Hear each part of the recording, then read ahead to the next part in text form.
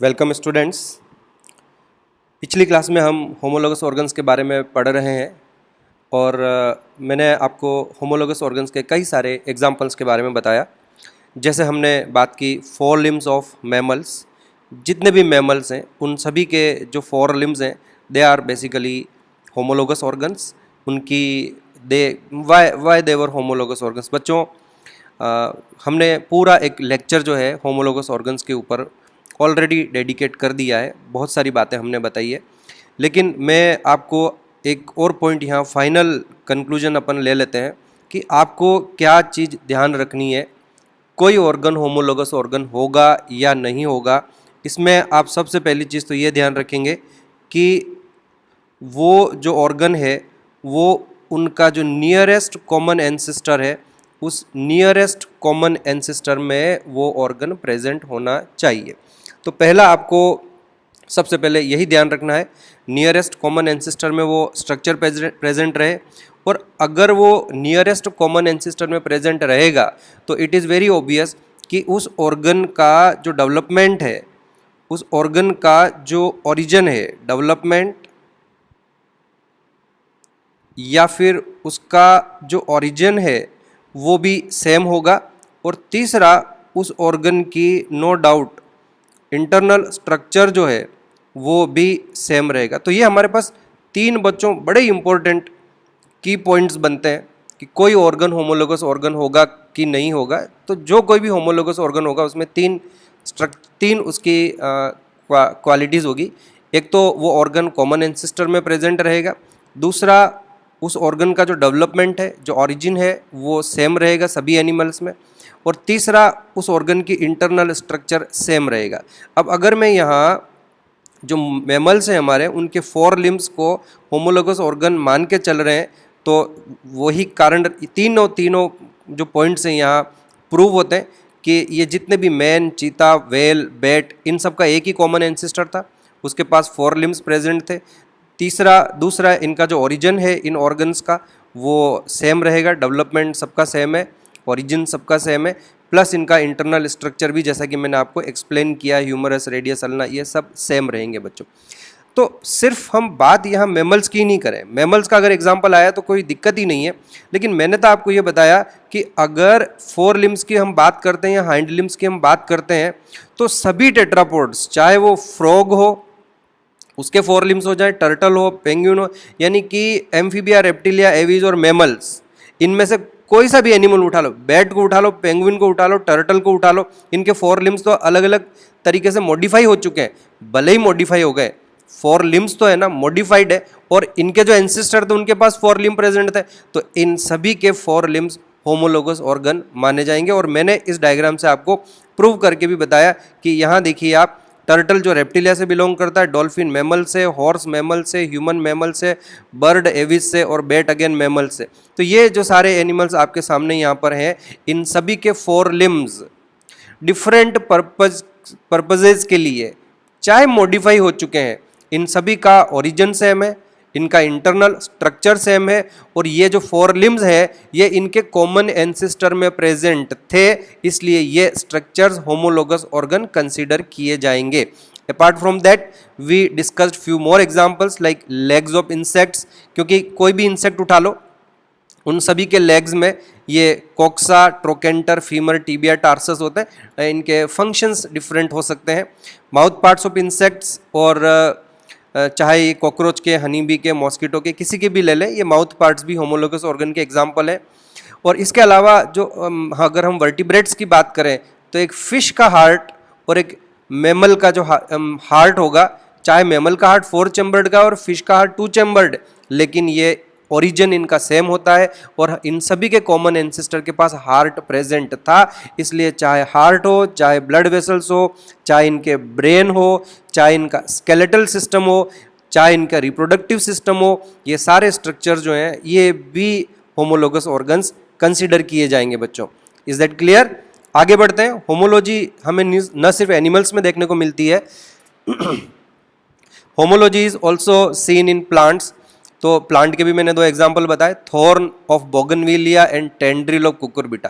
Tendril आप समझते होंगे, इस तरह के स्प्रिंग लाइक स्ट्रक्चर्स होते हैं, और थॉर्न जो है वो ये यहाँ पर इस तरह से कांटे की तरह स्ट्रक्चर्स होते हैं। तो अब किसी में, अब देखो जो कुकुरबिटा है उसमें ये यहाँ पे लीफ है और लीफ के यहाँ से ये इस तरह से टेंड्रिल निकल रहा है और यहाँ ये इस तरह से थॉर्न निकल रहा है, मतलब स्पाइन कांटा जो होता है वो निकल रहा है। पर both are modification of axillary bud, इसलिए ये थॉर्न चाहे फंक्शन डिफरेंट हो, ये टेंड्रिल फंक्शन डिफरेंट हो, बाहर से स्ट्रक्चर बिल्कुल डिफरेंट दिख रहा है, ओरिजिन सेम होगा, these are considered as homologous organ.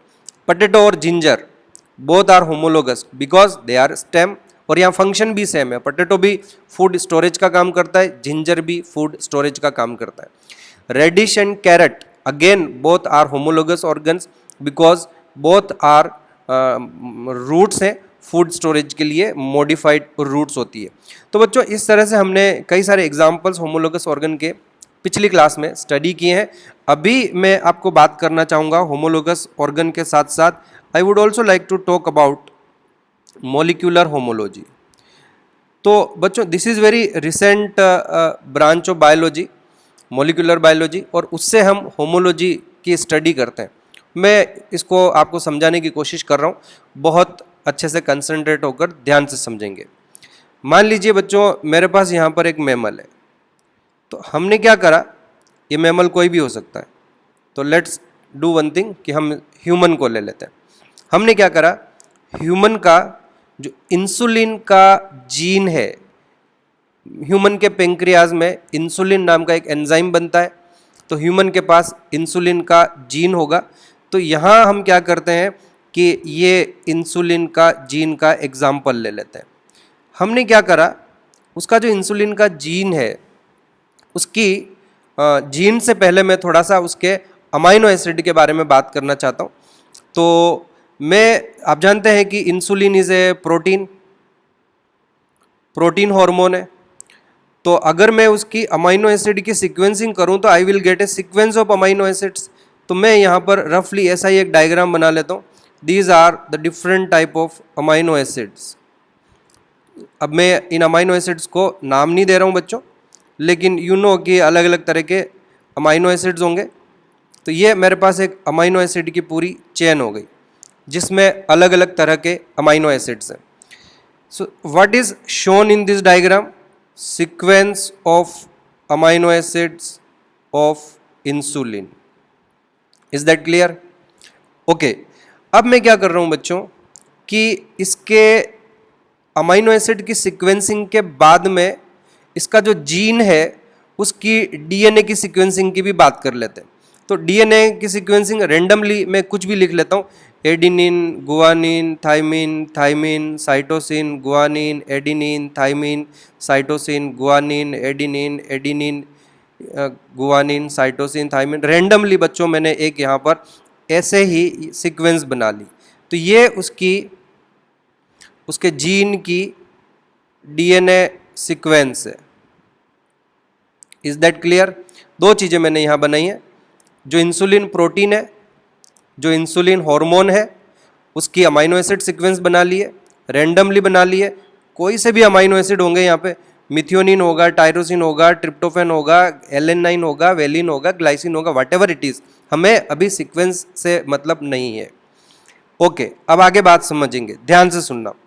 जब इंसुलिन बनेगा, जैसा कि आप जानते हो कि कोई भी प्रोटीन जो बनती है, बनने के बाद उसकी फोल्डिंग हो जाती है, चाहे वो हार्मोन हो, कोई सी भी प्रोटीन हो, चाहे वो एंजाइम हो। अब मैं ये बताना चाहता हूँ कि जो इंसुलिन का हार्मोन है वो अपने टारगेट पर जब जाके बाइंड होता है, तो मान लीजिए ये उसका टारगेट है, लीवर सेल है। समझेंगे, समझने की कोशिश करेंगे ध्यान से। ये लीवर सेल है जो इंसुलिन हार्मोन का टारगेट है। ये रहा हमारे पास इंसुलिन हार्मोन, ये इसको मैंने एक्सटेंड कर दिया है या खींचा हुआ पूरा खोल के पड़ा हुआ है, लेकिन जब ये बनेगा तो बनने के बाद इसकी फोल्डिंग हो जाएगी। Now what I want to say कि मान लीजिए ये आपकी लीवर सेल के ऊपर रिसेप्टर है। किसका रिसेप्टर है? इंसुलिन का रिसेप्टर है। अब आपका जो इंसुलिन हार्मोन है वो देखिए इस रिसेप्टर से जाके बाइंड होगा। तो देखिए वो बाइंड कैसे हुआ, मैं ये बता रहा हूँ कि ये इतना सा पोर्शन ये इस तरह से बाइंड हुआ। Now what is important in this diagram, the important in this diagram is that, अगर आप ध्यान दें तो ये इतना इतना पोर्शन जो है इंसुलिन का वो रिसेप्टर के साथ बाइंड हो रहा है, इतना इतना पोर्शन रिसेप्टर के साथ बाइंड नहीं हो रहा है। समझ में आई बात? This is very important aspect of what I am going to teach you. अब क्या करता हूं मैं बच्चों, ध्यान से सुनेंगे, बड़ी मजेदार बात है। ये हमारे पास इंसुलिन की अमाइनो एसिड सीक्वेंस है। मान लीजिए मैं क्या करता हूँ कि ये जो हमारे पास फोल्डेड स्ट्रक्चर है इसको और इसको कंपेयर करता हूँ, तो मेरे पास बच्चों ये वाला जो पार्ट है बड़ा ही इंपॉर्टेंट है। इंसुलिन का बड़ा ही इंपॉर्टेंट क्यों है? क्योंकि यही वो पार्ट है जो रिसेप्टर से जाके बाइंड होता है और उस रिसेप्टर को एक्टिवेट करता है। तो मान लीजिए बच्चों मैं क्या करूं कि मैं इसको यहां से काट दूं, इसको यहां से काट दूं, इतना इतना पोर्शन इधर वाला ये भी काट दूं और ये बीच वाला पोर्शन बचा रहे और ये पोर्शन यहां जाके बाइंड हो, तो बच्चों जो काम इंसुलिन करेगा वही काम ये टुकड़ा कर लेगा। क्यों?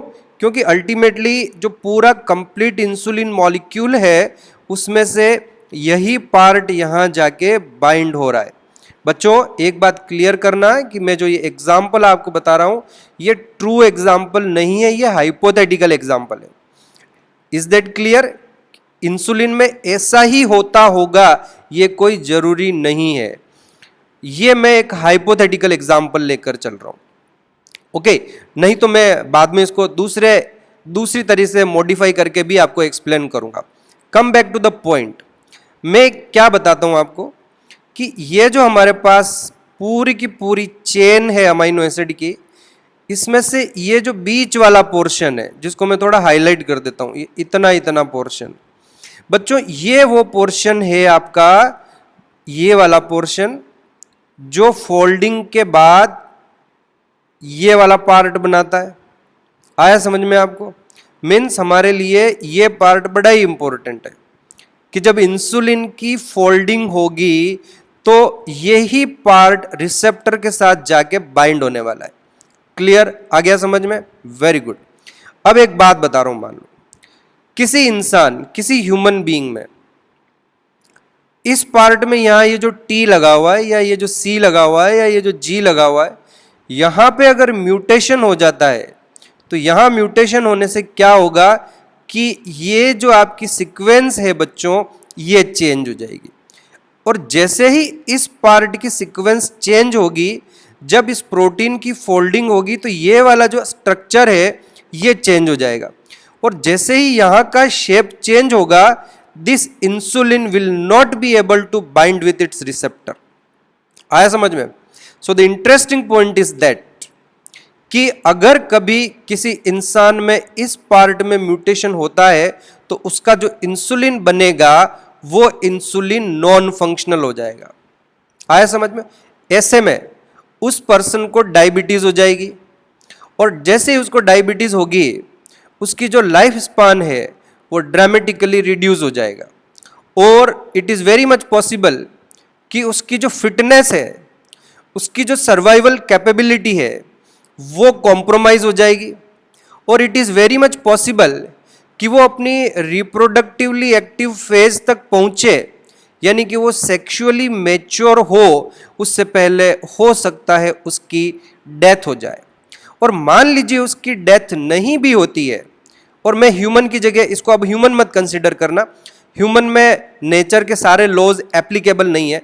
अगर ये ह्यूमन की जगह कोई और मैमल होता और उसको इस तरह से डायबिटीज हो जाती और मान लीजिए वो नहीं मरता तो भी उसकी जो फिटनेस है वो कॉम्प्रोमाइज हो जाती। और आप तो जानते हैं कि एनिमल्स में मेट के लिए, यानी कि जो फीमेल पार्टनर होता है उसको उसके साथ कॉपुलेशन करने के लिए, उसके साथ मेटिंग करने के लिए एनिमल्स में तरह तरह के कंपटीशंस होते हैं। और ये जो ह्यूमन या ह्यूमन के अलावा अगर कोई दूसरा एनिमल है ये, तो ऑब्वियसली वो अनफिट हो जाता और उस कंपटीशन में वो जीत नहीं पाता, और वो जीत नहीं पाता तो वो मेटिंग नहीं कर पाता। अगर वो मेटिंग नहीं कर पाता तो बिना बच्चे पैदा किए ही उसकी डेथ हो जाएगी। और ऐसे में ये जो म्यूटेशन यहाँ आपको दिखाई दे रहा है जो हुआ है उस एनिमल की बॉडी में, वो म्यूटेशन उसकी डेथ के साथ ही एलिमिनेट हो जाता और पॉपुलेशन में वो उस म्यूटेशन का नामो निशान नहीं बचता। वो म्यूटेशन अगली जनरेशन में नहीं जाता। क्यों नहीं जाता?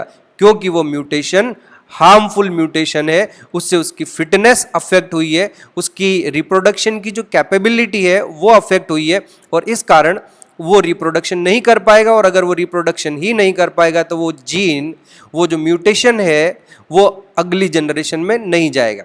सो what I want to say कि इस तरह के जो हार्मफुल म्यूटेशंस अगर पॉपुलेशन में हो जाते हैं जिससे किसी एनिमल की, किसी ऑर्गेनिज्म की फिटनेस अफेक्ट होती है, उसकी सर्वाइवल कैपेबिलिटीज अफेक्ट होती है, उसकी रिप्रोडक्शन करने की कैपेबिलिटीज अफेक्ट होती है, तो ऐसे म्यूटेशन पॉपुलेशन में टिकते नहीं है बच्चों। वो म्यूटेशन हो जाते होंगे लेकिन वो म्यूटेशन अगली जनरेशन्स में पास ऑन नहीं होते और वो स्प्रेड नहीं होते। आया समझ में? Very good. अब मैं दूसरी बात करता हूं। मान लीजिए हम इस एरिया की बात करें, इस इंसुलिन की जो प्रोटीन है हमारे पास, उसमें इस एरिया की कोई खास इंपॉर्टेंस नहीं है, ये रिसेप्टर के साथ बाइंड नहीं होता है। मान लीजिए किसी इंसान में इस जगह पर म्यूटेशन हो जाता है या इस जगह पर म्यूटेशन हो जाता है तो ऑब्वियसली यहाँ पर अमाइनो एसिड की जो सीक्वेंस है वो चेंज हो जाने वाली है। पर क्या अमाइनो एसिड की सीक्वेंस अगर यहाँ चेंज हो जाती है इस म्यूटेशन के कारण, तो यहाँ का स्ट्रक्चर तो चेंज हो जाएगा, यहाँ का स्ट्रक्चर चेंज हो जाएगा, लेकिन क्या उससे इंसुलिन की जो कैपेबिलिटी है, इंसुलिन की अपने रिसेप्टर के साथ जो बाइंड होने की का जो प्रोसेस है उस पर कोई अफेक्ट पड़ेगा? द आंसर इज नहीं, उसके साथ कोई अफेक्ट नहीं पड़ेगा। तो ऐसे में ये जो म्यूटेशन है बच्चों, यहाँ कोई मान लीजिए म्यूटेशन हुआ तो ये म्यूटेशन उस पर्सन की बॉडी में एग्जिस्ट करेगा और उसकी फिटनेस, उसकी सर्वाइवल कैपेबिलिटी और उसकी जो रिप्रोडक्शन की कैपेबिलिटी है उस पर कोई सीवियर अफेक्ट नहीं पड़ेगा और ऐसे में वो रिप्रोडक्शन करेगा। और अगर वो रिप्रोडक्शन करेगा तो ये वाला जो पार्ट है ये अगली जनरेशन में पास ऑन हो जाएगा और उसके बाद उससे अगली जनरेशन में और उसके बाद उससे अगली जनरेशन में ये पास ऑन हो जाएगा। तो आई होप ये आपको पार्ट जो मैंने समझाया ये समझ में आया होगा। अब मैं आगे बढ़ता हूं बच्चों। अब मैं आपको एक नई चीज के बारे में बताता हूं कि जो ह्यूमंस हैं या और भी कोई भी एनिमल उठा लो, आपको तो ये पता ही होगा कि जो यूकेरियोट्स होते हैं उन यूकेरियोट्स में अप्रोक्सीमेटली 98% डीएनए नॉन कोडिंग होता है। 98% डीएनए नॉन कोडिंग होता है, यानी कि ये वो डीएनए है जिसके ट्रांसक्रिप्शन से कोई आरएनए नहीं बनता है और उस आरएनए से आगे कोई प्रोटीन नहीं बनती है। ये जो डीएनए है 98% डीएनए हमारी सेल्स में, हमारे न्यूक्लियस में ऐसे ही पड़ा हुआ है विदाउट एनी यूज, उसका कोई यूज भी नहीं है, क्योंकि इस डीएनए में किसी भी एंजाइम के लिए इंफॉर्मेशन प्रेजेंट नहीं होती है बच्चों। और इस डीएनए को हम जंक डीएनए कहते हैं। बेसिकली ये हमारा फालतू का पड़ा हुआ डीएनए है हमारे पास। पर जो बचा हुआ 2% डीएनए है हमारा, वो बचा हुआ 2% डीएनए हमारा कोडिंग डीएनए होता है और that DNA is very important, क्योंकि हमारे पास जितने भी एंजाइम्स हैं, हमारे पास जितनी भी प्रोटीन्स हैं, वो सभी इसी, उनकी जो इंफॉर्मेशन है इसी बचे हुए 2% डीएनए में प्रेजेंट है। Now based on the experiment, based on the hypothetical experiment जो मैंने अभी आपको यहाँ एक सिचुएशन एक्सप्लेन की है, उसी सिचुएशन पर मैं आपको यहाँ से एक बात करता हूँ, एक एग्जांपल लेता हूँ। जरा बताइए बच्चों कि मान लीजिए किसी ऑर्गेनिज्म में इस 98% डीएनए में कोई म्यूटेशन होगा तो उससे उस एनिमल की वायबिलिटी, फिटनेस या रिप्रोडक्शन की जो कैपेबिलिटीज है उस पर क्या इफेक्ट पड़ेगा?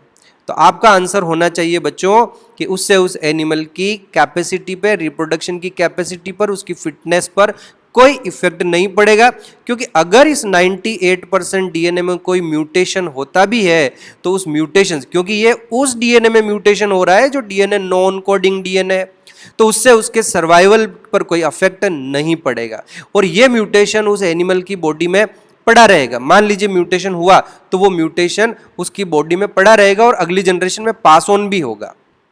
लेकिन अगर कोई म्यूटेशन इस 2% डीएनए में होता है, और जैसा कि हम जानते हैं कि most of the mutation harmful होते हैं, तो अगर इस 2% डीएनए में कोई म्यूटेशन होगा तो उससे उसकी फिटनेस अफेक्ट होगी, उसकी वायबिलिटी अफेक्ट होगी, उसकी रिप्रोडक्शन की कैपेसिटी अफेक्ट होगी, और ऐसे में क्योंकि उसकी फिटनेस अफेक्ट हो जाएगी तो वो एनिमल रिप्रोडक्टिव एज तक पहुंच ही नहीं पाएगा, उससे पहले ही उसकी डेथ हो जाएगी। और बाय द वे वो रिप्रोडक्टिव की जो उसकी रिप्रोडक्शन की एज है, रिप्रोडक्टिवली एक्टिव फेज है, वहां तक वो पहुंच भी गया, उतने टाइम तक जिंदा रह भी गया, तो भी वो स्ट्रगल जब करना पड़ेगा फीमेल के साथ मेटिंग करने के लिए, उस स्ट्रगल में वो विनर नहीं बनेगा और वो मेटिंग नहीं कर पाएगा।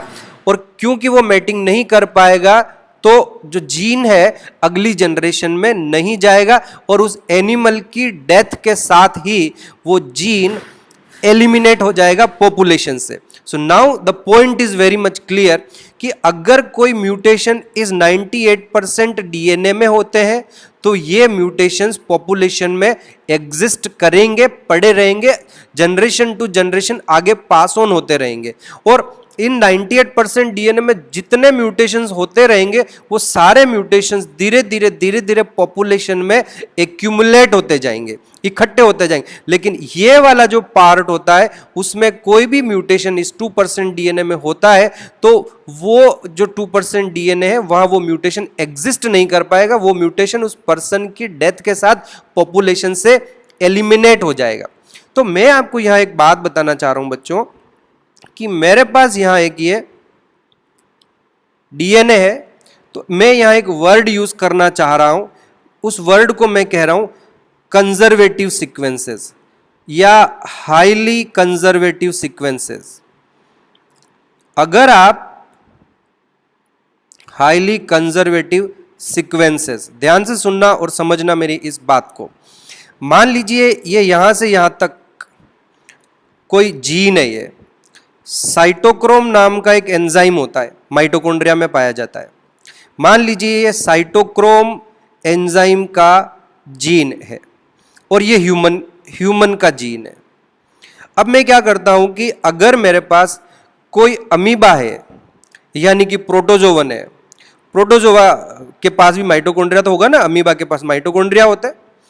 अमीबा के माइटोकॉन्ड्रिया में अगर मैं इस साइटोक्रोम जीन की सीक्वेंसिंग करूं तो मुझे पता चलेगा कि उसके साइटोक्रोम जीन में और हमारे साइटोक्रोम जीन में ये वाला जो पोर्शन है इसमें एक न्यूक्लियोटाइड का डिफरेंस भी नहीं है बच्चों। Difference of even single nucleotide is not present. जैसा ये सीक्वेंस अमीबा में है यानी प्रोटोजोवन में है, वैसी की वैसी सीक्वेंस ह्यूमन में भी है। यानी throughout the evolution, protozoa से लेके पोरीफेरा, सिलेंट्रेटा, प्लेटी, एस्के, annelida, arthropoda, mollusca, fishes, amphibia, reptilia और मैमल्स तक आप किसी भी एनिमल को उठा लो और उनके माइटोकॉन्ड्रिया में साइटोक्रोम जीन की सीक्वेंसिंग करो तो यू विल फाइंड कि ये वाला एरिया कहीं पर भी डिफरेंट नहीं है। इसका मतलब बच्चों ये वो एरिया है जो साइटोक्रोम जीन, साइटोक्रोम का एंजाइम की फंक्शनिंग में बहुत ही इंपॉर्टेंट होगा। इन द सेंस, मान लीजिए मेरे पास ये एंजाइम है, ये आपका साइटोक्रोम एंजाइम है, ठीक है, और इस एंजाइम की यहां पे उसकी ये एक्टिव साइट है, यहां एक्टिव साइट है जहां वो सबस्ट्रेट के साथ बाइंड होता है। तो जो सबस्ट्रेट होगा वो यहां अंदर आके फिट होगा और फिर रिएक्शन होगी। Now what is I want to say कि अगर इस पोर्शन में यहां के अमीनो एसिड की सीक्वेंस में या यहां की और यहां की सीक्वेंस में किसी भी तरह का कोई चेंज आएगा तो एक्टिव साइट डिसरप्ट हो जाएगी और ये एंजाइम नॉन फंक्शनल हो जाएगा। और साइटोक्रोम जैसा एंजाइम अगर नॉन फंक्शनल हो जाए माइटोकॉन्ड्रिया का, तो उस एनिमल की लाइफ थ्रेटनिंग कंडीशन आ जाएगी और वो सर्वाइव ही नहीं कर पाएगा। यानी थ्रू आउट द इवोल्यूशन जो हमारा साइटोक्रोम एंजाइम है उसके इस एरिया के जो अमाइनो एसिड्स हैं उनमें हो सकता है कई चेंजेस हुए होंगे म्यूटेशंस के कारण, और वो उनसे कोई फर्क ही नहीं पड़ेगा उस एंजाइम के ऊपर। लेकिन अगर इस एरिया में यहाँ पर कोई भी चेंज आ गया तो वो एंजाइम का जो फंक्शनिंग है वो ड्रामेटिकली अफेक्ट हो जाएगी। Now the point is that ये वाला जो एरिया आपको दिखाई दे रहा है जीन का, ये उस एंजाइम के इन अमीनो एसिड को कोड कर रहा है। यहाँ पे जो अमीनो एसिड्स पाए जाते हैं उनको कोड कर रहा है वो। अब मैं क्या कर रहा हूँ यहाँ वापस coming to the another point, ये मेरा किसका, ये अमीबा है और ये ह्यूमन है। अगर मैं इस एरिया के अमीनो एसिड्स की सीक्वेंसिंग को चेक करता हूँ यहाँ पे और यहाँ पर, तो आई विल फाइंड कि यहाँ पर मुझे बहुत सारे वेरिएशंस मिलेंगे हर अलग अलग ऑर्गेनिज्म में। इस एरिया में और इस एरिया में मुझे अलग अलग तरह की सीक्वेंसेस देखने को मिल सकती है। आया समझ में आपको? क्यों? क्योंकि वो बहुत ज़्यादा इंपॉर्टेंट सीक्वेंस नहीं है। So this is the point I want to explain you कि अगर हमारे डीएनए में कोई एरिया है जिसकी कोई खास इंपॉर्टेंस नहीं है या वो कोडिंग नहीं, वो नॉन कोडिंग डीएनए है, तो उसमें खूब सारे म्यूटेशंस होंगे। और अगर आप किन्हीं भी दो एनिमल्स के जीन्स को कंपेयर करोगे तो इन एरिया में आपको खूब सारे वेरिएशंस मिलेंगे, लेकिन इस एरिया में वेरिएशन नहीं मिलेंगे। तो ये जो सीक्वेंस होगी, ये वाली और ये वाली सीक्वेंस, इसको एक तो आपने नाम दे दिया हाईली कंजर्वेटिव सीक्वेंस बोल दिया है, आप चाहो तो इसे होमोलॉजी कंसीडर कर सकते हो। दिस इज मॉलिक्यूलर होमोलॉजी कि भाई हमारे पास ये न्यूक्लियोटाइड की जो सीक्वेंस है ये सेम है, and that is what we considered as molecular homology. आया समझ में आपको? ये तो हुआ मॉलिक्यूलर होमोलॉजी। जो होमोलॉजी है वो तो ठीक है हमारे लिए। अब बड़ा इंटरेस्टिंग पॉइंट जो है वो मैं यहाँ बताना चाह रहा हूँ। Let's come to the another point कि मैं दो चार एनिमल ले लेता हूँ, एक ह्यूमन ले लेता हूँ, एक चिंपैंजी ले लेता हूँ, और एक हम चिंपैंजी के अलावा एक एलिफेंट ले लेते हैं, और ये तो तीनों मैमल्स हो गए। एक मैं बर्ड ले लेता हूँ, कोई सी भी पिजन ले लेते हैं हम, और एक मैं यहाँ पर फिश ले लेता हूँ। अब बच्चों हम क्या कर रहे हैं, ध्यान से सुनेंगे और समझेंगे। हम क्या कर रहे हैं कि इन 5 एनिमल का डीएनए लेंगे, माइटोकॉन्ड्रिया में से साइटोक्रोम एंजाइम ले लेते हैं। चलो, चाहे इंसुलिन भी ले सकते हैं, इन सब के पास इंसुलिन प्रेजेंट होता है, तो चाहे आप इनका इंसुलिन ले लो क्योंकि मैं आई स्टार्टेड विथ इंसुलिन, चाहे आप इनका साइटोक्रोम एंजाइम ले लो और उनके डीएनए की सीक्वेंसिंग करो। तो जब आप इनके डीएनए की सीक्वेंसिंग करोगे तो ये वाला पोर्शन तो आपको सबका सेम मिलेगा, सबका सेम मिलेगा, लेकिन इस वाले पोर्शन में आपको वेरिएशंस मिलेंगे, म्यूटेशंस मिलेंगे आपको। यहाँ पे न्यूक्लियोटाइड सीक्वेंसेस सेम नहीं होगी, यानी ये सीक्वेंसेस होमोलॉजी, इनमें होमोलॉजी थोड़ी डिफरेंट होगी, यानी कि उतनी होमोलॉजी नहीं होगी। उसमें भी अब एक पॉइंट है बच्चों कि अगर आप ह्यूमन और चिंपैंजी को आपस में कंपेयर करोगे तो यू विल फाइंड कि हो सकता है ह्यूमन और चिंपैंजी का ये पूरा का पूरा एरिया ऑलमोस्ट सेम हो सकता है एक आध कोई म्यूटेशन आपको यहाँ मिल गया हो, इसमें यहाँ पे टी है और उसमें यहाँ पे सी है, और अदरवाइज 1000 न्यूक्लियोटाइड दोनों के एक दूसरे के सेम है। Interesting point. क्यों? क्योंकि ह्यूमन और चिंपैंजी आर क्लोजली रिलेटिव। लेकिन अगर मैं ह्यूमन और एलिफेंट को कंपेयर करूं और ये नीचे वाला एनिमल मेरा, अब अमीबा हटा दूं मैं और यहाँ लिख दूं एलिफेंट, तो यू विल फाइंड कि हो सकता है एलिफेंट में यहाँ पे भी एक म्यूटेशन होगा, यहाँ पे भी एक म्यूटेशन होगा और यहाँ पर भी एक म्यूटेशन होगा। तो आप जब इनकी न्यूक्लियोटाइड सीक्वेंस को कंपेयर करोगे तो you will find that human और चिंपैंजी का डीएनए ज़्यादा मैच करेगा, होमोलॉजी ज़्यादा होगी। ह्यूमन और एलिफेंट को अगर आप कंपेयर करोगे तो होमोलॉजी थोड़ी डिक्रीज हो जाएगी और वेरिएशंस इंक्रीज हो जाएंगे। इनका ह्यूमन का और एलिफेंट का डीएनए उतना ज़्यादा मैच नहीं करेगा।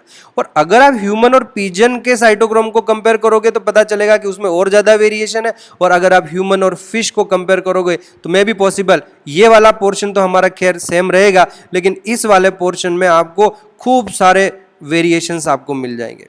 तो बच्चों अभी जो प्रेजेंट हमारे साइंटिस्ट्स हैं वो अगर किन्हीं दो स्पीशीज के बीच में क्लोजनेस या इवोल्यूशनरी रिलेशनशिप एस्टेब्लिश करना चाहते हैं कि कौन कितना ज़्यादा क्लोज है और कौन कितना ज़्यादा डिस्टेंटली रिलेटेड है, तो अब हम मॉर्फोलॉजिकल कैरेक्टर्स के बारे में ज़्यादा बातचीत नहीं करते, क्योंकि मॉर्फोलॉजिकल कैरेक्टर से कई बार हमें फॉल्स इनपुट मिल जाता है। लेकिन ये जो मॉलिक्यूलर होमोलॉजी वाला कॉन्सेप्ट है ना बच्चों, आज प्रेजेंटली एनिमल किंगडम या प्लांट किंगडम के क्लासिफिकेशन में यही पार्ट ज़्यादा चल रहा है। अभी हम कोई दो स्पीशीज क्लोजली रिलेटेड है या डिस्टेंटली रिलेटेड है, हम दूसरे फीचर नहीं देखते, हम सीधे उनके डीएनए का एनालिसिस करते हैं और डीएनए की सीक्वेंस को कंपेयर करते हैं। डीएनए की सीक्वेंसेस जितनी ज़्यादा मैच करेगी, वो दोनों एनिमल्स एक दूसरे के उतने ही ज़्यादा क्लोज होंगे। देखो सुनो इस बात को भी, अब थोड़ा सा अगर आपके दिमाग में कोई कंफ्यूजन आ रहा है तो मैं एक कंफ्यूजन और क्लियर करने की कोशिश करता हूँ।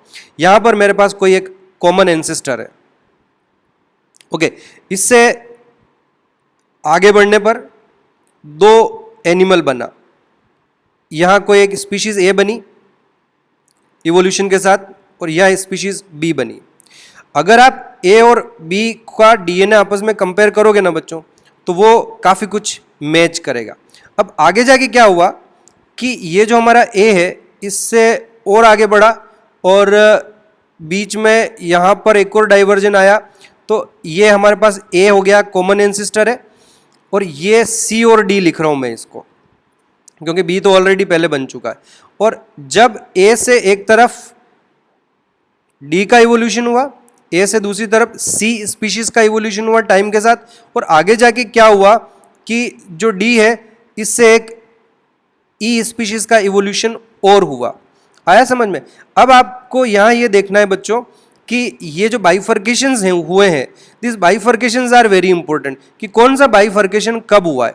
यहाँ अगर आप कंपेयर करोगे तो डी और ई और सी और बी, इनको हमें आपस में कंपेयर करना है, तो यू विल फाइंड कि डी अब देखो डी और ई का जो डीएनए होगा वो सबसे ज़्यादा मैच करेगा। क्यों? क्योंकि अप टू दिस पॉइंट यहाँ पर एक ही एनिमल था, सेम एनिमल था, कॉमन एंसेस्टर था, उसी से आगे ई बना और उसी से आगे डी बना, तो यहाँ तक तो एक ही एनिमल था। और ये टाइम कितना हुआ इनके डाइवर्सिफिकेशन, कोई बहुत ज़्यादा टाइम नहीं हुआ है। तो ऐसे में क्या है कि जो म्यूटेशंस होंगे वो ज़्यादा नहीं हुए होंगे, क्योंकि डी और ई को डाइवर्सिफाई हुए कोई बहुत ज़्यादा टाइम नहीं हुआ है, तो इसलिए इनके डीएनए में जो म्यूटेशंस हुए हैं वो ज़्यादा टाइम नहीं हुआ है। तो जो थोड़ा सा टाइम हुआ है इनको मान लीजिए इनको 10 लाख साल हुए हैं इनको डाइवर्ज हुए, तो 10 लाख साल में जो थोड़े बहुत म्यूटेशंस हुए होंगे वो म्यूटेशंस ही इन दोनों में डिफरेंट होंगे। लेकिन अगर आप डी को और सी को कंपेयर करो तो डी और सी का कॉमन एंसेस्टर ये यहाँ पर ए है, जो 10 करोड़ साल पहले एक दूसरे से डाइवर्सिफाई हो गए।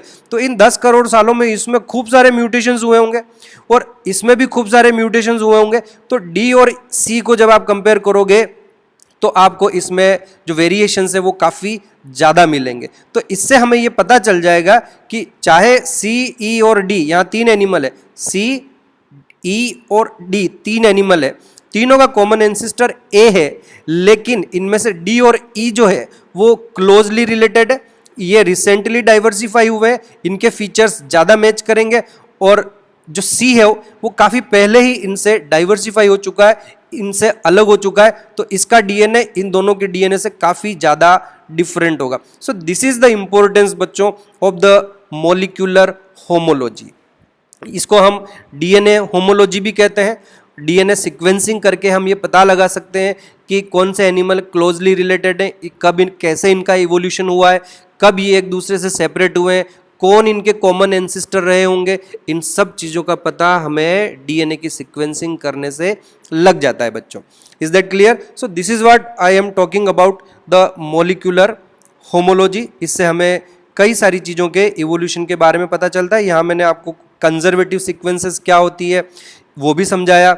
ये जिन सीक्वेंसेस में चेंजेस आते रहते हैं उनको हम नॉन कंजर्वेटिव सीक्वेंस कहते हैं।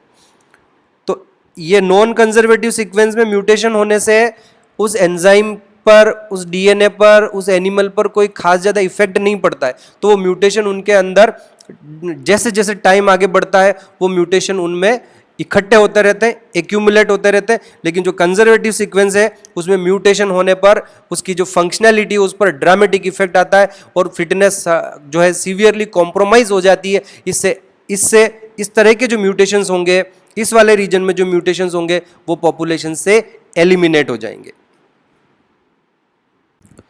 अब आगे बढ़ते हैं बच्चों। So far we have discussed the examples of homologous organs. कई तरह के होमोलोगस ऑर्गन के एग्जाम्पल्स आपने देख लिए। इवन आपने मॉलिक्यूलर होमोलॉजी के बारे में भी समझ लिया कि जो सीक्वेंस होमोलॉजी है वो क्या होती है। बच्चों, आपने होमोलोगस ऑर्गन्स को आइडेंटिफाई करना सीख लिया। आपको ये पता चल गया है कि होमोलोगस ऑर्गन्स क्या होते हैं। आपको ये समझ में आ गया है कि अगर कोई ऑर्गन किसी एनिमल में प्रेजेंट है, किन्हीं दो एनिमल में, और वो उनके कॉमन एंसेस्टर में भी प्रेजेंट था, उस ऑर्गन की इंटरनल एनाटॉमी सेम है, उसका ओरिजिन और डेवलपमेंट सेम है, तो ये होमोलोगस ऑर्गन्स होते हैं।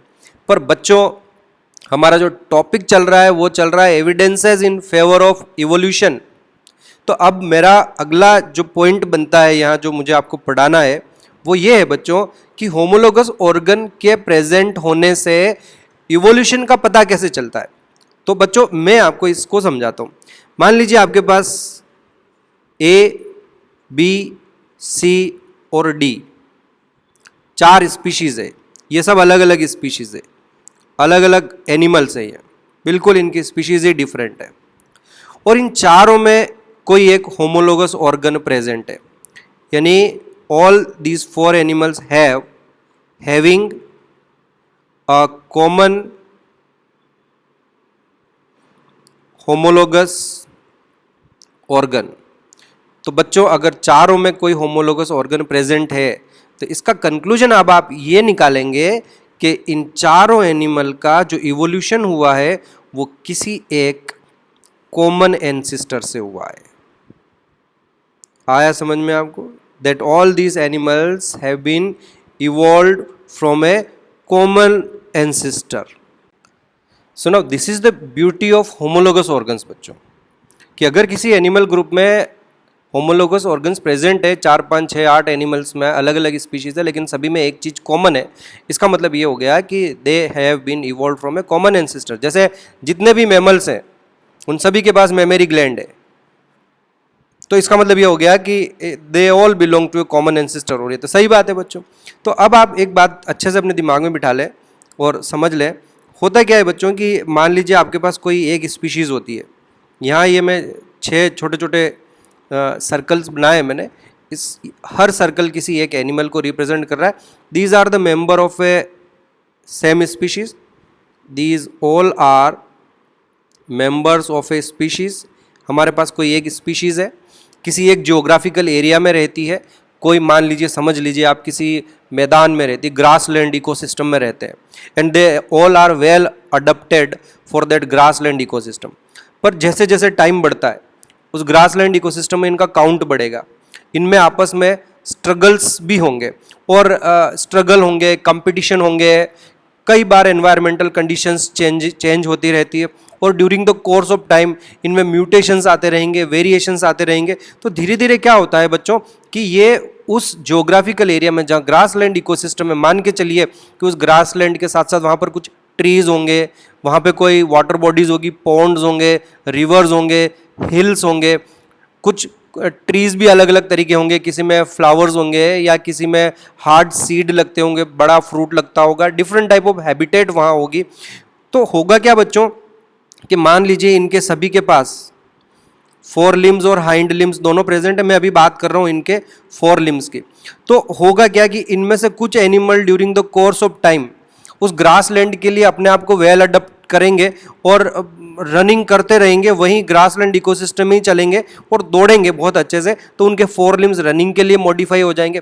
लेकिन इसी एनिमल में से, इसी ग्रुप में से कुछ animal during the course of time वहाँ पर जो वाटर बॉडी है, म्यूटेशन के कारण उनके जो 4 लिम्स हैं वो कन्वर्ट हो गए, फ्लिपर जैसा स्ट्रक्चर बन गए, बेचारे वो ग्रासलैंड पर दौड़ नहीं पाएंगे, वो ग्रासलैंड के लिए अनफिट हो जाएंगे। तो क्या करेगा अगर ऐसा एनिमल, इन्हीं में से किसी एक एनिमल के जो 4 लिम्स हैं उनमें म्यूटेशन के कारण फ्लिपर जैसा शेप बन गया, तो बेचारा जिंदा रहने के लिए वो मान लो पानी में गिर गया, समहाउ एंटर कर गया पानी में, और उसको तो लगा कि मेरे लिए जमीन पर रहने से ज्यादा अच्छा तो पानी में रहना, तो वो फिर पानी में ही रहने लगता है, और आने वाले टाइम में उसमें कुछ और चेंजेस आने लगते हैं। तो बेसिकली उसके जो 4 लिम्स हैं वो तो फ्लिपर में कन्वर्ट हो गए, and that particular animal become adapted for water during the course of time, वो पानी में ही रहने लग जाएगा, एक्वेटिक एनिमल बन जाएगा। हो सकता है उनमें से कोई time during the course of time wings बन जाए और वो हवा में उड़ने लग जाए, कुछ उनमें से बरोइंग नेचर के हो जाए, है ना बच्चों। तो इस तरह से अलग अलग हैबिटेट में वो रहने लग जाएंगे। लेकिन इन सब के जो फोर लिम्स होंगे, इसके, इस एनिमल के, इस एनिमल के, इस एनिमल के और इस एनिमल के, इन सभी के जो फोर लिम्स होंगे they will be having different functions, लेकिन वो सभी होमोलोगस ऑर्गन माने जाएंगे। और बच्चों इस तरह का जो इवोल्यूशन होता है, कि समझना ध्यान से, बड़ा ही इंपॉर्टेंट पॉइंट बताने वाला हूं, इस तरह का इवोल्यूशन जिसमें एक सिंगल स्पीशीज से कई सारी अलग अलग स्पीशीज बनती है, तो इस तरह के इवोल्यूशन को हम डाइवर्जेंट इवोल्यूशन कहते हैं, क्योंकि सब एक दूसरे से अलग डाइवर्सिफाई होते जा रहे हैं। इस तरह के इवोल्यूशन को हम डाइवर्जेंट इवोल्यूशन कहते हैं, या इसे हम अडप्टिव रेडिएशन भी कहते हैं, अडप्टिव रेडिएशन भी कहते हैं, या इसे हम अडप्टिव डाइवर्जेंस भी कहते हैं, अडप्टिव डाइवर्जेंस। आया समझ में आप लोगों को? 3 मैंने वर्ड यहाँ यूज किया है। आपसे एग्जाम में ये क्वेश्चन पूछे कि what type of evolution is explained by the presence of homologous organs, तो आपका जवाब हो जाएगा अडप्टिव रेडिएशन या डाइवर्जेंट इवोल्यूशन। समझ में आया? और उल्टा क्वेश्चन भी पूछा जा सकता है आपसे, वो ऐसे पूछे कि डाइवर्जेंट इवोल्यूशन हुआ है या अडप्टिव रेडिएशन हुआ है, इसको कैसे प्रूव करोगे आप? तो आपका जवाब होगा कि अगर किसी एनिमल ग्रुप में होमोलोगस ऑर्गन्स प्रेजेंट है, इसका मतलब they all have been evolved from a common species and this is the proof of divergent evolution. तो वाइस वर्सा दोनों तरह से क्वेश्चन पूछा जा सकता है। और बच्चों इस तरह के अडप्टिव रेडिएशन का हमारे पास एक बहुत ही अच्छा एग्जाम्पल है, और वो एग्जाम्पल हमें मिलता है ऑस्ट्रेलिया का। ऑस्ट्रेलिया में आपको पता होगा मैमल्स का एक ग्रुप है, ऑस्ट्रेलियन कॉन्टिनेंट में रहते हैं वो, हम उन्हें मार्सुपियल्स कहते हैं। इट इज बिलीव्ड कि जब शुरुआत में हमारे पास कोई एक मार्सुपियल मैमल रहा होगा, एक ही स्पीशीज रही होगी जो ऑस्ट्रेलिया में थे, लेकिन धीरे धीरे वो उस एक सिंगल स्पीशीज से अलग अलग तरह के एनिमल्स में इवॉल्व हुए। उसी सिंगल स्पीशीज से टाइगर कैट बने, इसके पास भी मार्सुपियल पाउच होगा। यहाँ पर ये जितने एनिमल यहाँ दिखाई दे रहे हैं, कंगारू का तो आपको सबको पता है कि इसके पास यहाँ एक मार्सुपियल पाउच होता है, लेकिन मैं आपको बता रहा हूँ कि ऑस्ट्रेलिया में रहने वाले ये जितने भी एनिमल्स यहाँ दिखाई दे रहे हैं, इनके सबके पास मार्सुपियल पाउच है। और मार्सुपियल पाउच का प्रेजेंस, सबके पास मार्सुपियल पाउच हुआ मतलब वो एक होमोलोगस ऑर्गन हो गया। और all this marsupials have been evolved from a common ancestor, जो शुरुआत में एक ही सिंगल स्पीशीज रही होगी। तो उसी एक सिंगल स्पीशीज से आज प्रेजेंटली ऑस्ट्रेलिया में तस्मानियन वुल्फ है, शुगर ग्लाइडर है, मार्सुपियल मॉल है, कोआला है, बैंडिकूट है, वॉम्बैट है, कंगारू है, मार्सुपियल रेट है, बैंडेड एंटीटर है, और ये टाइगर कैट वगैरह, ये सभी उसी से इवॉल्व हुए हैं एक सिंगल स्पीशीज से during the course of time. And this is the example, very good example of adaptive divergence या अडप्टिव रेडिएशन। नीचे ये देखिए हमारे पास यहाँ लिखा हुआ है, नीचे अडप्टिव रेडिएशन लिखा हुआ है of marsupials of Australia. Is that clear? आपको ये समझ में आया बच्चों? अडप्टिव रेडिएशन कैसे प्रूव होता है, किस चीज से प्रूव होता है? Presence of homologous organs. ये जितने भी एनिमल्स यहाँ आपको दिखाई दे रहे हैं, इनमें सभी के पास होमोलोगस ऑर्गन्स होंगे, और इससे ये, और एक पर्टिकुलर होमोलोगस ऑर्गन का तो हमें यहाँ पता ही है कि इनके पास, सभी के पास मार्सुपियल पाउच है। Is that clear? इन सभी के पास कॉर्पस कैलोसम एब्सेंट होता है, ये भी हमें ध्यान रखना है। इन सभी का प्लेसेंटा पुअरली डेवलप्ड होता है, इनका जेस्टेशन पीरियड शॉर्ट होता है। इन सभी के पास यॉक सैक प्लेसेंटा बनता है, इनमें कोरियो एलेंट विटेलाइन प्लेसेंटा बनता है। तो इसका मतलब ये all belong to the same group, और इनमें होमोलोगस ऑर्गन प्रेजेंट है। तो ये बड़ा एक इंपॉर्टेंट क्वेश्चन मैंने आपको समझा दिया है बच्चों। जो एग्जाम में डायरेक्ट क्वेश्चन आते हैं तो वो उन पर ध्यान रखें आप। होमोलोगस ऑर्गन्स क्या चीज प्रूव करते हैं? होमोलोगस ऑर्गन्स, एक तो ये ध्यान रखना कि वो कॉमन एंसेस्ट्री प्रूव करते हैं, कॉमन एंसेस्ट्री प्रूव करते हैं। दूसरा, होमोलोगस ऑर्गन्स से अडप्टिव रेडिएशन, अडप्टिव रेडिएशन, या जैसा कि मैंने इसके 2 नाम और बताए, क्या नाम बताए? अडप्टिव डाइवर्जेंस या एक और बताया मैंने, डाइवर्जेंट इवोल्यूशन को भी ये प्रूव करते हैं। एक और एग्जांपल है बच्चों इसी तरह का एडप्टिव रेडिएशन का हमारे पास, बड़ा ही अच्छा एग्जांपल है, और वो है Darwin's finches. I don't know आपने ये नाम सुना है कि नहीं सुना, मैं आपको बता देता हूँ कि डार्विन ने जब अपनी इवोल्यूशन की स्टडी की तो उस ड्यूरेशन में डार्विन एक बार गैलापागोस आइलैंड पर भी गया था। ये जो गैलापागोस आइलैंड है, खूब सारे आइलैंड्स का एक ग्रुप है ये, साउथ अमेरिका में जो इक्वाडोर है, वो इक्वाडोर के जो कोस्टल एरिया है उससे थोड़ा सा समुद्र में दूर जाने पर वहाँ पर कुछ आइलैंड्स हैं, उन आइलैंड्स के ग्रुप को हम गैलापागोस आइलैंड्स कहते हैं। डार्विन जब वहाँ कई दिनों तक रहा तो उसे उन आइलैंड्स पर, हर आइलैंड पर अलग अलग तरह की बर्ड मिली। उन बर्ड को फिंचेस कहते हैं, फिंच कहते हैं, फिंच एक सिंगुलर फिंच है।